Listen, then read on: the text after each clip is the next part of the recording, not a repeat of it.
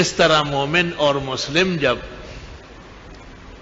آخرت کی طرف گامزن ہوتا ہے، روانہ ہوتا ہے،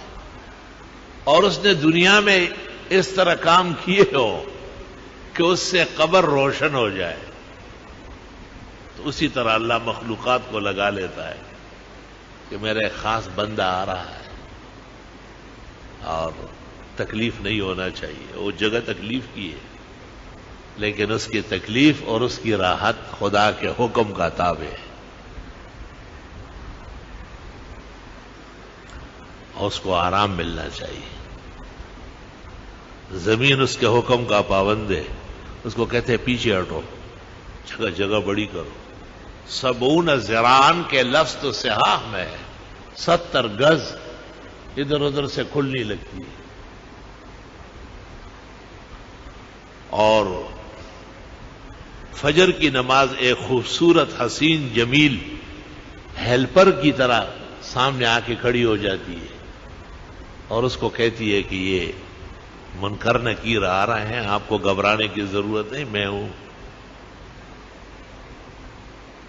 قرآن کریم کے ماہر و عالم جس نے زندگی قرآن پر قربان کی، اس کے لیے باقاعدہ قرآن کریم خود آتا ہے اور ایک خاص جسیم اختیار کرتا ہے، خاص رنگ و روپ میں آتا ہے، اللہ نے وہ منظر دکھایا ہے، اور وہ جب آ کے دائیں طرف کھڑا ہوتا ہے تو فجر کی نماز کو ایسے اشارہ کرتا ہے کہ پیروں میں کھڑے ہو جاؤ، اور فجر کی نماز جب خود موجود ہوتی ہے جن لوگوں کی، تو منکر نکیر ان سے پوچھتے ہیں اور وہ جوابات دے رہا ہے، لکھواتا ہے،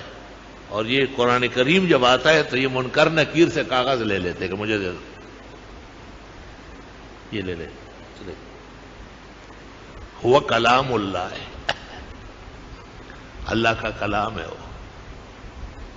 آسمان و زمین میں اس سے بڑھ کر طاقتور چیز نہیں ہے۔ اس لیے مسلمان بڑے شوق سے قرآن شریف پڑھتے ہیں، سورتیں یاد کرتے ہیں، چھوٹے چھوٹے بچوں کو انتظام کرتے ہیں کہ وہ قرآن شریف پڑھیں۔